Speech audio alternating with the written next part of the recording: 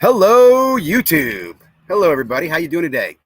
Special edition here for Sports Cards Daily. We have a great guest to interview. I'm really excited about this because I've always wanted to talk to somebody who does grading, and we got somebody who has some grading experience. So I will say real quickly, we're not going to make this a long multi-hour conversation. We're going to make it fun and light. I got a few questions I'm going to ask Bryant. He's going to have some answers. He's going to share a little bit about what he's doing and what his plans are. And we'll take some questions from the audience, but I do ask again, there are certain things that Bryant can't talk about. He does have an NDA or non-disclosure agreement he signed when he left the grading company he was with. So without further delay, because I hate saying adieu, without further delay, let me go ahead and bring Bryant on screen, and we're going to go ahead and jump into this, guys. And thank you all for being here today. Welcome, Bryant. How are you doing, sir? Good. How are you doing? Thanks for having me, Z. Doing great, man. Real quickly, what part of the country are you located in? Are you down in Florida?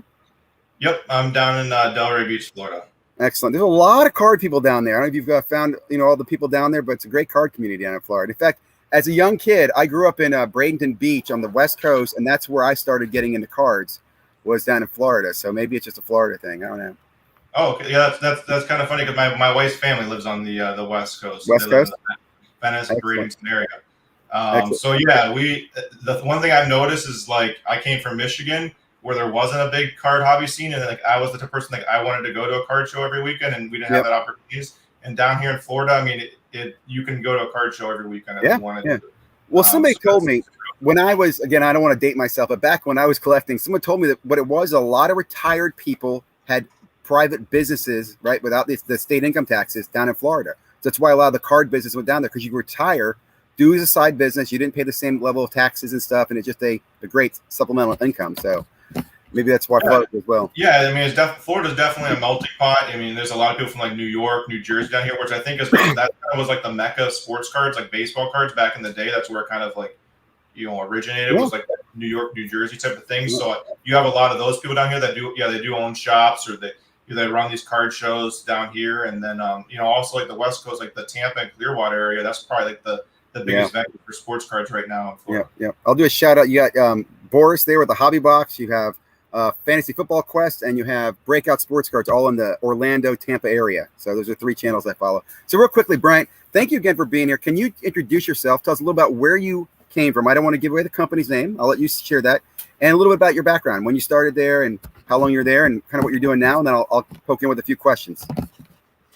Yeah. So I've been in sports cards. I mean, I've been collecting since I was a kid. I collected all types of stuff. But I got back into like the buying and selling aspect on eBay back in like 2011. It was my junior year in college, and I remember really at that time the big shows I was watching were American Pickers and Storage Wars, and I fell in love with those shows and like the buying aspect of buying stuff in bulk and flipping it and reselling it, and especially when they did like the shows on sports cards.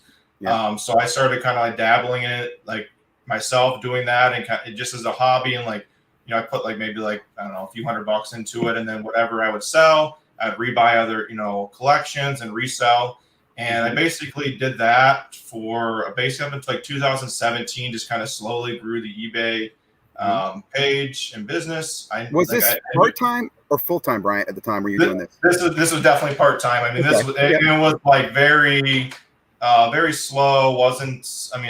I was working, full-time, like 50 hours plus a week at that point in time. So it was very slow moving with the eBay thing, but I kind of looked at it as like, I wanted to be like my retirement gig is what I looked at the time. I knew I always kind of wanted to own a sports card shop and do that like, full-time, like a retirement gig once I retired. And then basically around like 2017, 2018, I got the itch that I wanted to leave the job I was working at that point in time, and I went harder into cards, and about that time is when I started getting into like sending bulk grading orders to PSA, and that really helped expedite my business and the capital I was able to put into the business. So before that, you weren't grading; you're just doing right? Yeah, I mean, I've tried everything and done everything in the hobby. I mean, just so many different avenues, and I made so many different mistakes, but it helped. Like back when I started in 2011, and I've talked about this before, it's like there wasn't like things like YouTube channels and stuff for me to go watch how to like do some sports. So I had to learn this all on my own. how to do it, everything. And so I just learned, and I would buy collections. A lot of times I would buy like raw, like 90s cards collections, and then like break them down and resell them, and then buy more collections that way. But yeah, I would sometimes like I would buy graded cards, but I had never sent my own stuff in to get graded until 2017, 2018 range. So that's when I started. And the funny thing was, is like I had bought collections specifically to grade years earlier. I had like a vintage collection I bought at like a yard sale or whatever. Then I held on to it for 4 years. And the reason I never sent it to get graded is like I didn't want to send it and lose a bunch of money. And it was going to cost me like $1,000 or something like that at the time to get all the cards graded. And I'm so like my strategy is I'm very risk averse. I'm not like a gambler or anything like that. Interesting. I'm very like data driven and analytical driven, and I just didn't have the experience to do something like that. And I just held on to the cards for 4 years, and finally in 2000, like either end of 2017, beginning of 2018, I finally sent those cards off, and they came back, and boy was I surprised at what grades I got. Luckily, they were vintage cards, so even though I didn't get very good grades, I didn't get 110 on any of the vintage. Yep. I got a couple of 9s and most of like 8s and like 8 off centers and 7s, and I just didn't really know what I was doing. But that was the only. I've been there. And that's how I learned. And so I did that. And since that came back, I was still able to profit on the order. I mean, not a ton, not what I was hoping to, obviously, but enough to where I saw there was this was an avenue in the business that I could do that was sustainable. And so I basically went hard on grading bulk orders. Since then, I've been nonstop. So what made you choose to go work for a grader? And when did that happen? Yeah, so you were basically learning yourself. You're self-grading, which most of us do that. Right? I had my own experience of that. I did a bulk BSG grade where it took forever to come back, and I learned a lot. After that, I learned that I don't know what I'm doing, so I use other people. Yeah. So, and that's some people do that too. I'm of the type of mindset that I like to do stuff on my own and figure it out on my own. That's just the type how I'm driven, how I like to do it. So sometimes I hit my head against the wall and learn the hard way, but I mean, over time I learned. So yeah. So when COVID hit, PSA shut down, and Peter Steinberg, the CEO of SGC, did his interview with Turbo Chronicles. I saw that interview, and I, like I said earlier, I had been looking for a couple years to leave the job I was at and move into something different. I didn't know it was going to be cards at that time, but I had always had this itch in the back of my head to work in the card industry. So when I saw that came out, I called up Peter at SGC, reached out to him, and within a couple of weeks, I was flying down to Boca Raton, Florida here. And within a couple of weeks after that, after I had my interview and talk with him, I started working at SGC. Excellent. So how important was your background? I mean, was he looking for people who had knowledge, or was he hiring anybody at the time? Yeah, so my process with the company was kind of expedited to become a grader so quickly because of my prior knowledge and my prior background, because because prior to working for SGC, I had sent some orders to them as well, bulk orders. I started using them, I don't know, a few months before COVID had hit. I saw a place in the market to use them for certain cards. And I also was still sending orders to PSA at the same time. But I had that experience of like getting orders back for them and how they graded certain orders. And then every time I send an order out, I pre-grade my cards before I send them out.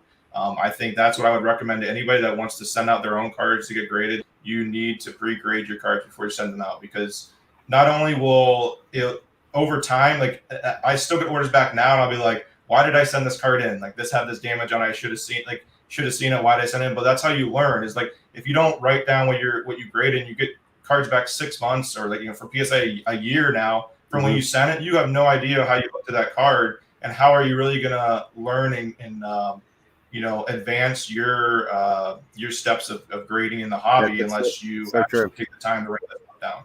So that's what I was doing. I had that. Yeah. No, go ahead. So I had that experience. Yeah. So I had that experience. That's how, I was able to, show the leaders at SGC that I had this experience. And that's why I was able to kind of get on the fast track to be a grader there. So again, I know you can't talk too much about the grading process. Can you tell me about how long did it take before you were grading cards? Was it months, or was it weeks, or was it fun going to the training?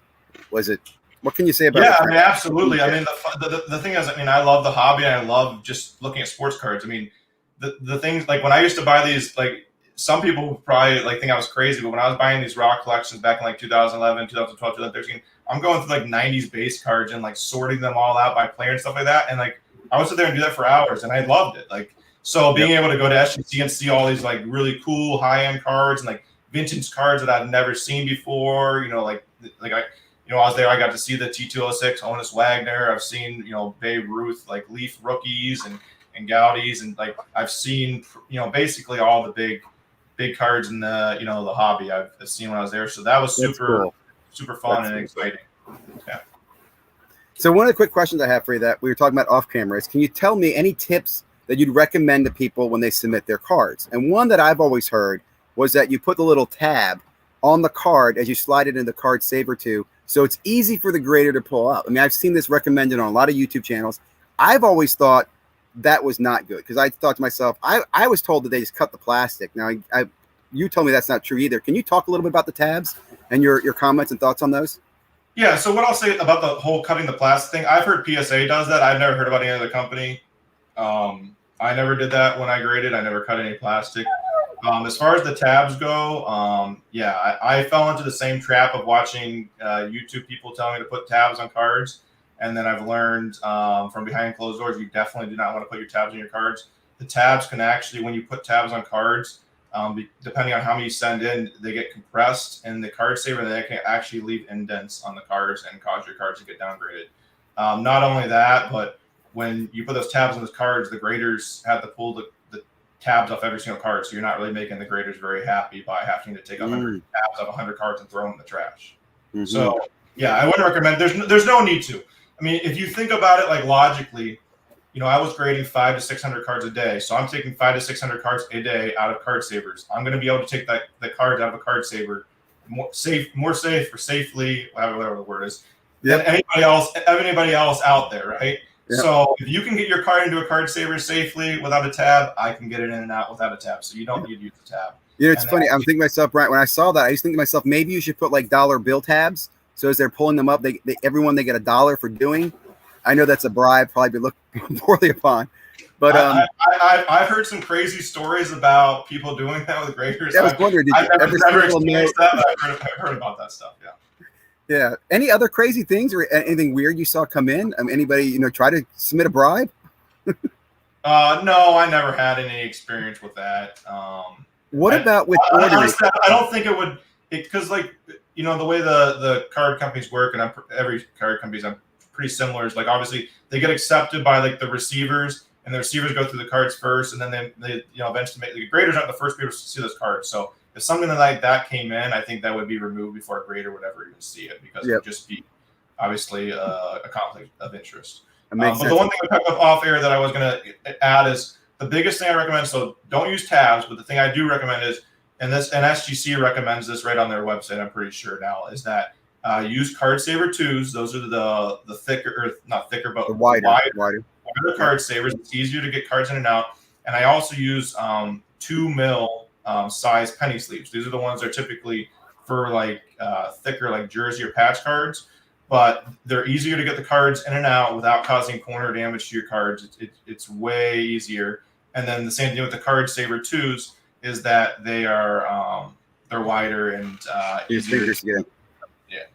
So to clarify for the audience, I think this is a key point, right? Number one, don't use tabs. They're not going to get you any value. And number two, card saver 2 or equivalents, because there are knockoffs, right? But you want the wider sleeves. And then I love the tip you gave there. And let me just explain this. Instead of using the typical tight penny sleeve, use the bigger penny sleeve. So it leaves it's going to look too big for the card. The card's going to go in. It has little edges, but that slides into the card saver 2 well, and it's easier for the graders to get in and out, and the card is protected.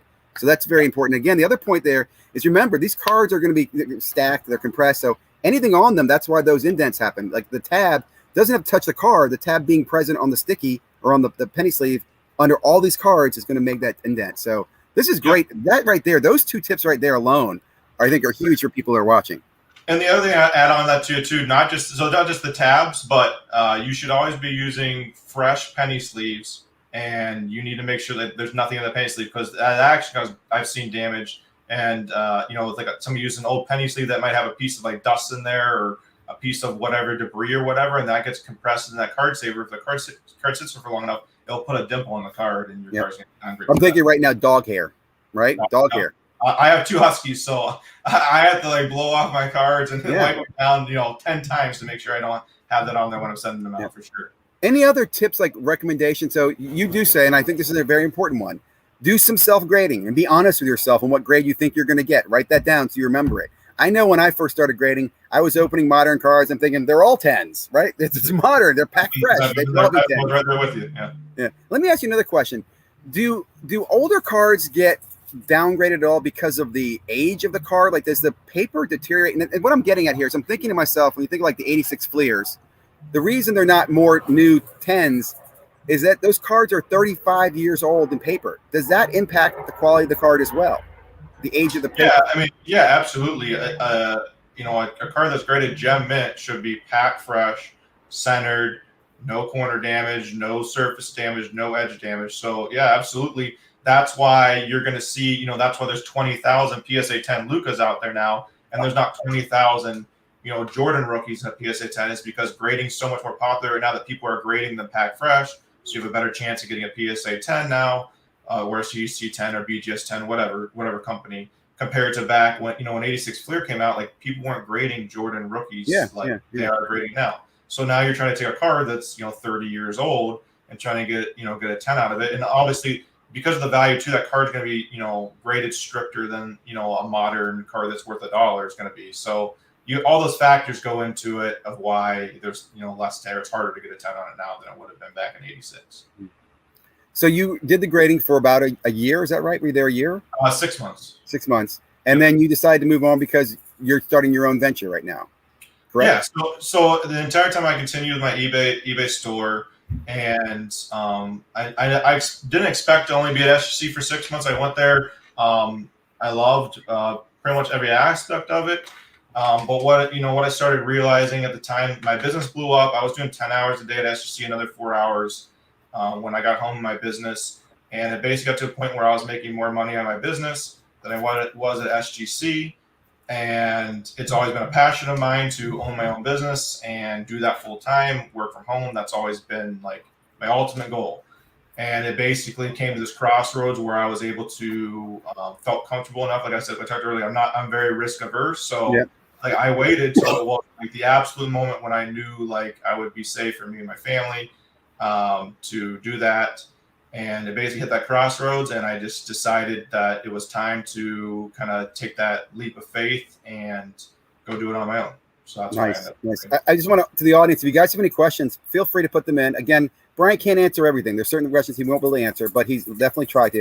In fact, one question I have that I'm assume you probably can't answer, but maybe you can give me some general information on. Is your pay based at all on performance, or are you just simply salary hourly and doesn't make a difference if you did 500 cards or 600 cards in a day grading? Do you see what I'm saying? Like, is performance impacted that at all? Yeah, no, I mean, definitely not. I think that would be a huge like red flag, like conflict. Excellent. If you started like it's the same thing. So I came before I was worked at SGC. I worked for the Michigan State Police for 8 years. And it'd be the same thing as like if you paid a cop based on performance on how many tickets he gave, right? Tickets he gave, arrested, like that got like kiboshed years ago because obviously it was a conflict of interest. Same thing with SGC or PSA and Beach. I'm sure they don't pay performance. You're basically paid on your skill. You're like a tradesman type of thing. Good. So your skills and like years basically you've been doing it type of thing. That's a good thing to hear. It really is. Boy, there's something else we were talking about earlier that slipped my mind that you mentioned as well about working at the company. I'll come back to me in a second. Let me see if there's any quick questions. Here's a quick question. Is a black SGC liner archival safe? Have you any idea on that? What that means? No, I'm not sure. They'd have to clarify. And what is the SGC liner? Well, I think so. What we're talking about is what we call the insert, the plastic insert that goes basically why they call it the tuxedo holder, because that was the black insert inside the case that basically holds the card in place. But what do you think? Archival safe? I'm not sure what he means by that. Okay. By that point. Another quick question here: do they change the penny sleeve? So I assume not. The penny sleeve I send is the penny sleeve you use, right? Nope. Yep. However you're sending the card is how that card is getting to the grader. So. Here's another quick question: is eye appeal more important than surface edges, centering, corners? I think that's a difficult one. For you guys, Does eye appeal come into play at all? I guess the question. Yeah, I mean that's one thing. If you go look up the SGC scale online, I think it actually chalks directly to eye appeal is one of the factors that goes into grading. So for sure, and I think PSA is the same, and BGS. That's definitely, you know, the best way, like the best way I can explain is that, when you're grading a card or pre-grading a card, it's not like you have some connection with Panini that are like Panini's like, this is exactly how the card's supposed to be centered, and this is what it's supposed to look like, pack fresh. Like, you're grading it based on like your experience and going through thousands of different cards and thousands of different sets and stuff like that. So that's where eye appeal would come into, like, the grader's perspective of what a card should look like. Another quick question, and I asked this earlier, but for the audience, who do you use today for grading? So I use PSA and SGC pretty exclusively. I've done some stuff with BGS, but I'm not a huge fan of their grading. So yeah, I use, since PSA shut down, I've used it SGC exclusively for the last 3 months. I've done really well with them. Sending orders and flipping cards and sending orders. And then when PSA opens back up, I'll use PSA too. I use both. Any comments or thoughts on the customized grading that's out there, the customized labels? Do you think that's cool, or any thoughts, or you think just neat? Yeah. So I just bought my first few cards in HGA holders, but I actually sent them to SGC to get crossed over. So if that tells you anything. I think it was kind of funny because my wife saw those HGA cards and she's like, oh, this is the coolest thing. Like, and she doesn't really like sports cards, and she thought that was way cooler than all the other holders. So I think from like that perspective, it does have like maybe some sustainability in the hobby.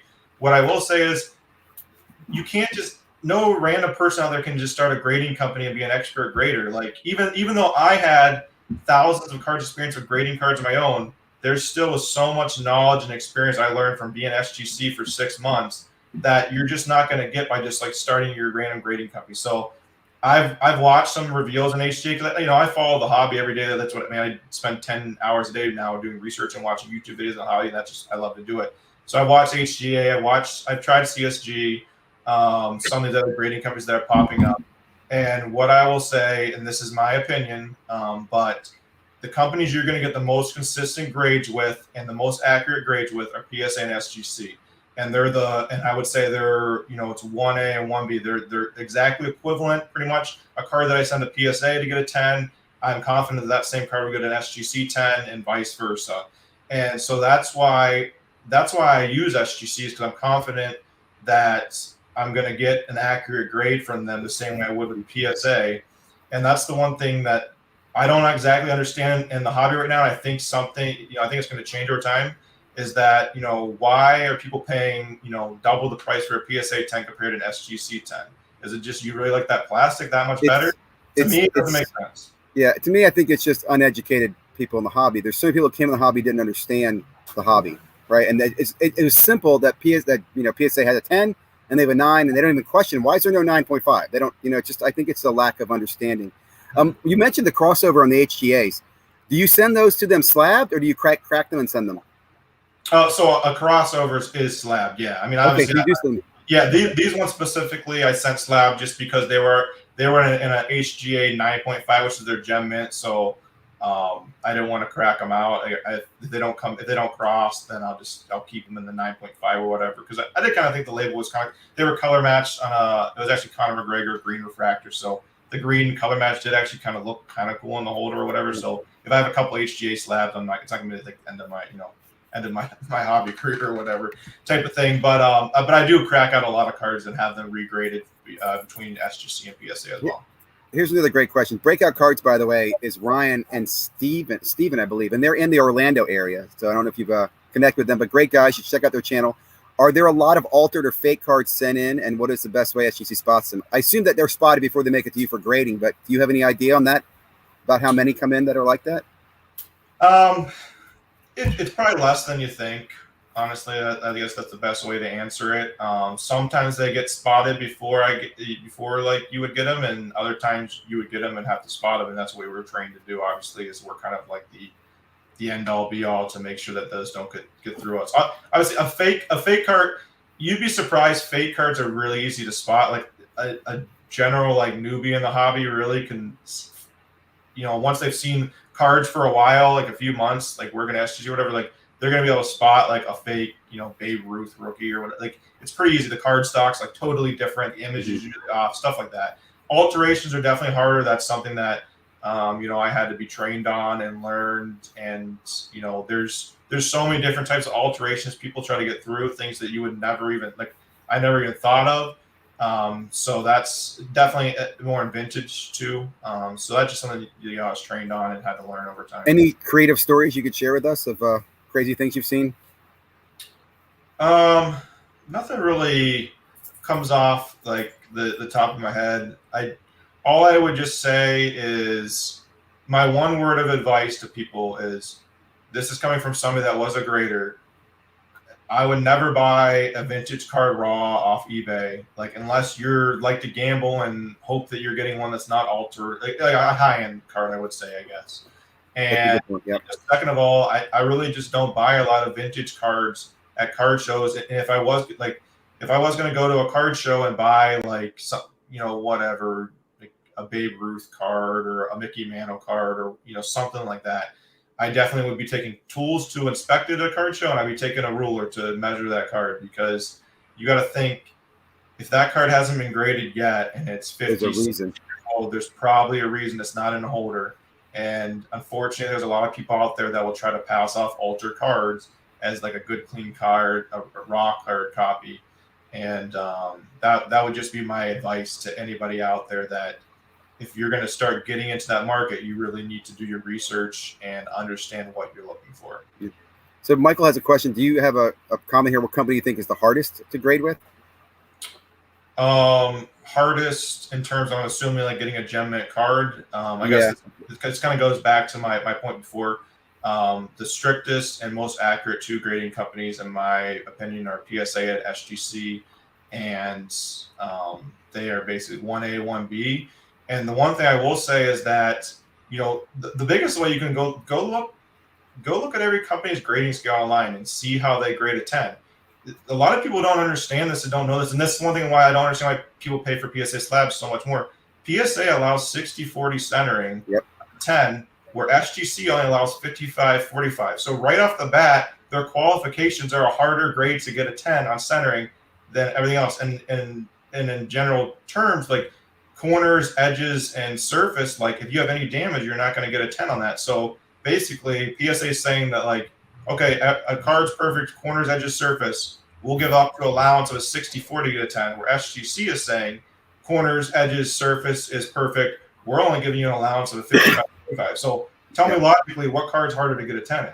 Yeah. Well, I also say that, PSA's lack of the 9.5, in my opinion, means it's easier to round up to a 10. Right. So I'm assuming as you're grading your scale, right, if the score comes at a 9.6, well, that's going to round to a 10, right? Where in SGC, it's going to round to a 9.5. So I think an SGC will be harder to grade with than PSA. Here's a quick question. What are the qualifications required for someone to be a grader? What types of questions were asked during the hiring period? Can you answer to that? Like, do they require background? As far as qualifications go, and I can't speak to every company. Yep. But as far as like SGC goes, what I can say is that if you wanted to become a grader and you went and worked there for a long enough time, and you had the right skills and you showed that you were able to become a grader there, I think they would be pretty fair with allowing you to become a grader over time.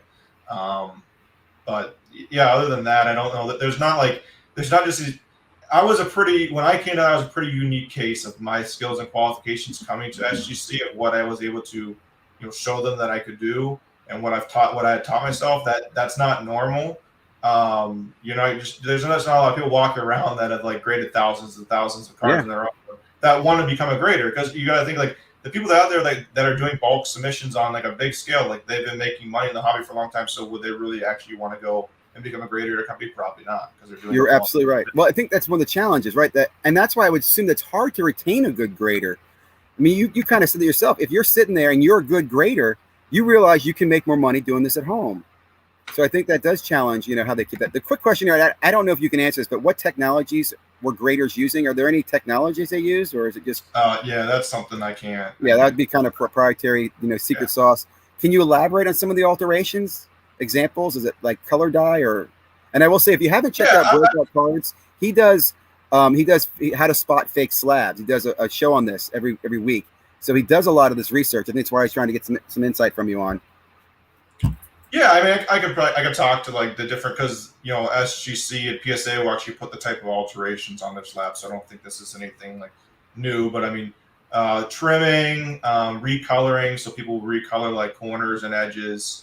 Um, Autographs, touching up autographs. autograph, yeah, autographs, yeah, faking autographs. One Well, thing, isn't it altered if they like take an autograph where it's not where the ink is like doesn't fill and then they fill in the ink? You know what I'm talking about?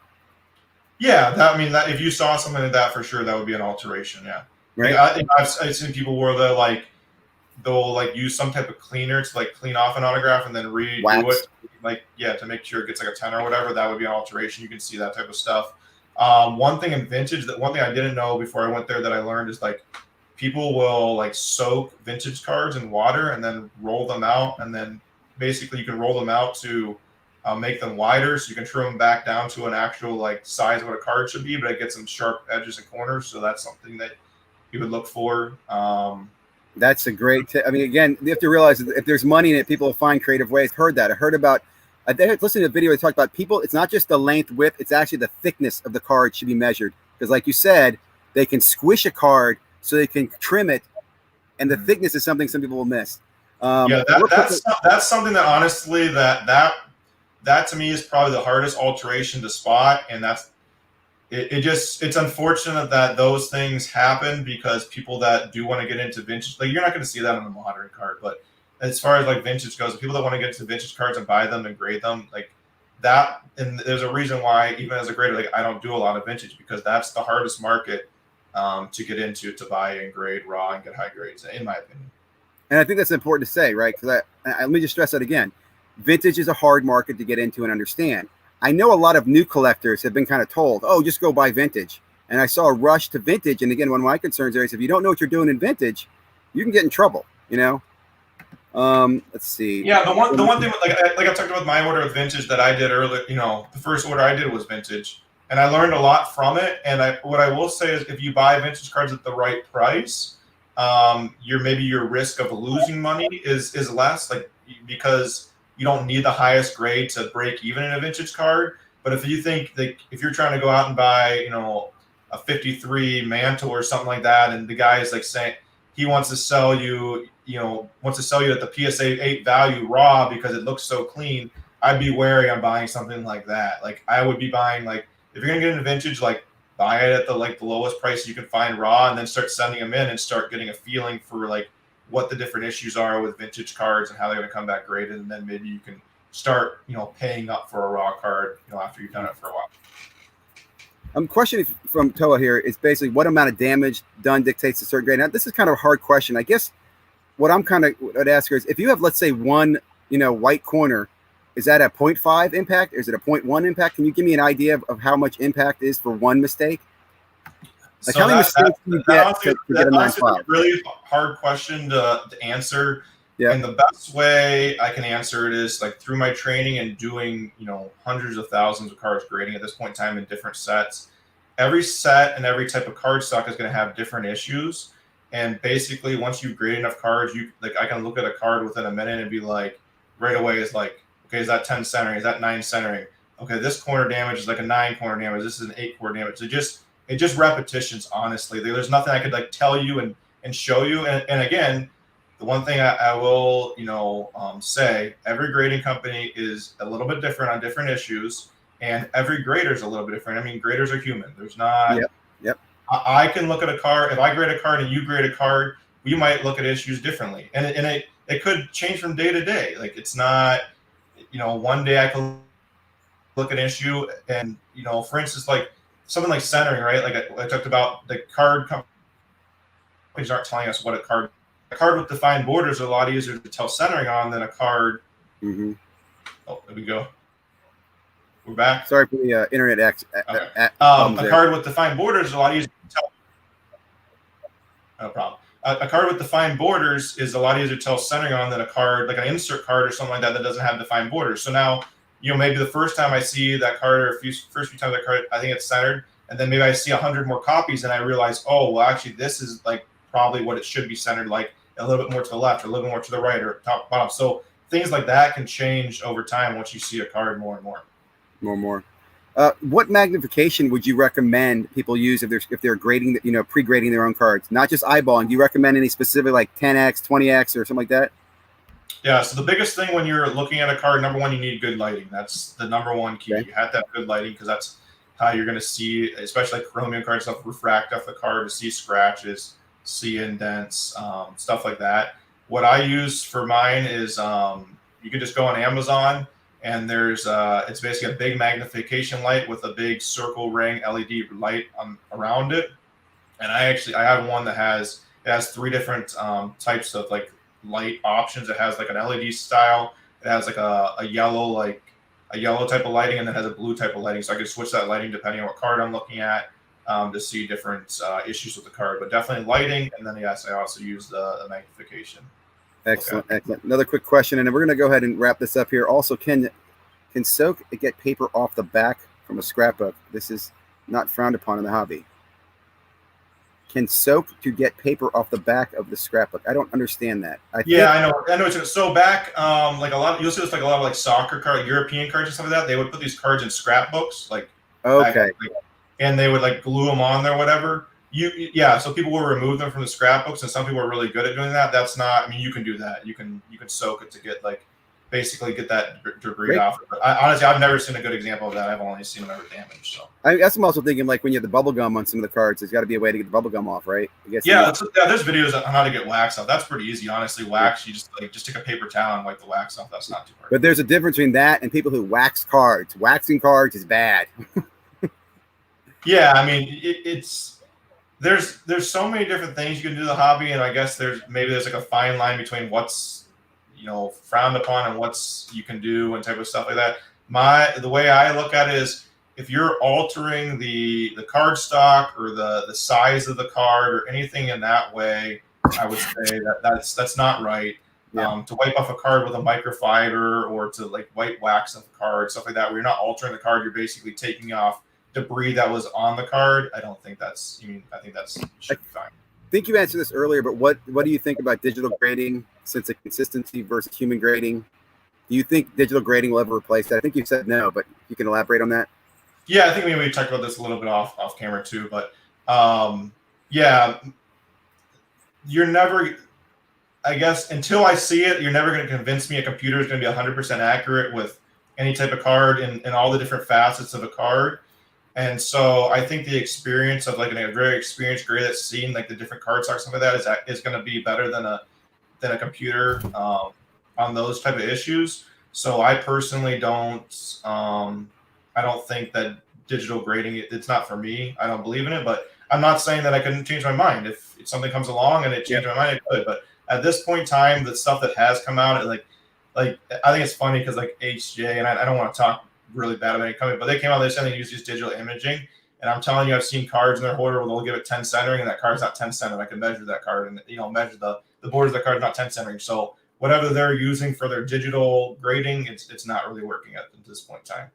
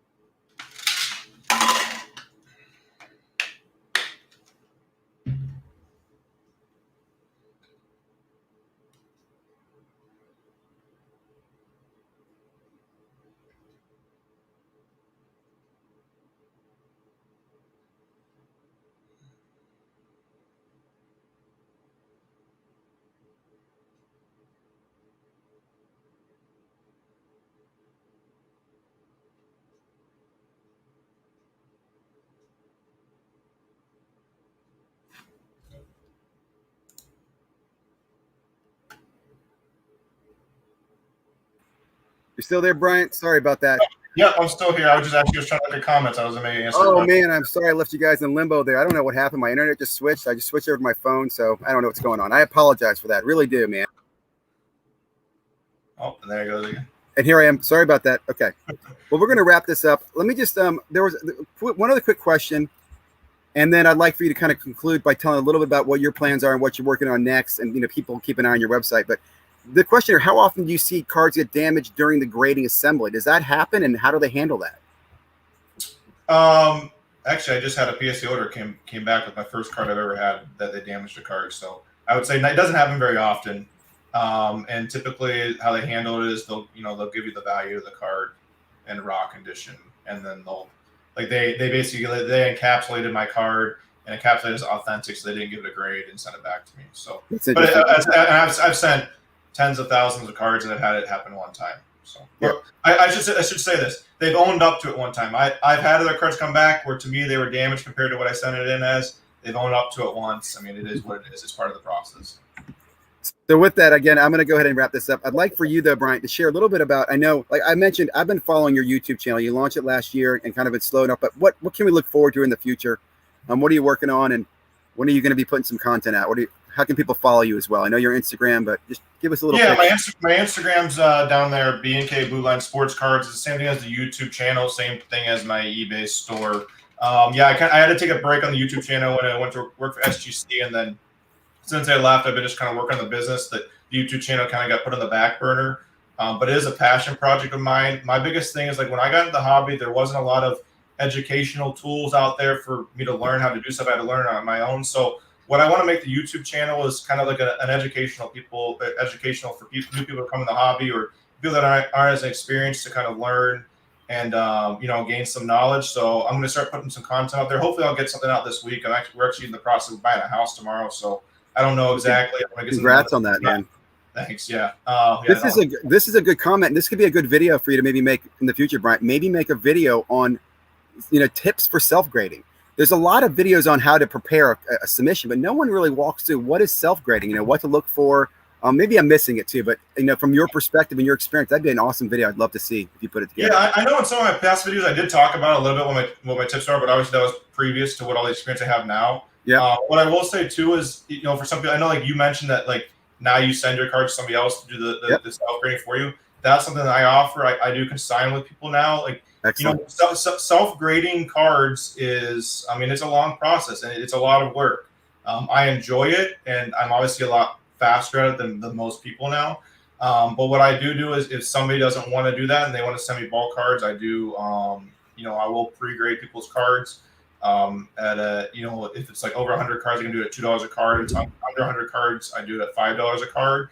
And basically, I'll pre-grade the cards and weed out any card that I think is going to get less than a 9. You kind of exclude that, and any card that's a 9 or better, leave that in a pile. I look at it as like, yeah, you're paying me a small fee up front, but the grading fees you're going to save on those cards that really you're going to lose money on at an 8 or less, especially on modern cards. That's usually what I've done. You're saving the money in the long run. So that is. I agree. And I think it's selective, and because I think a lot of people think they can just wipe a card, right? But I do think it's important if you have a professional who knows what they're doing, take a look at it. Guys, listen, I'm going to wrap this up. I really appreciate everybody's support. Brian, I really appreciate your time, man, and putting this together. This has been awesome. Consider me a friend. If I can help in any way as you continue on, let me know. I'll definitely be checking out your grading capabilities. And like I said, look forward to your content. I can't thank you enough, man. I really appreciate it. Everybody in the chat, thank you guys for being here. Have a great day, everybody.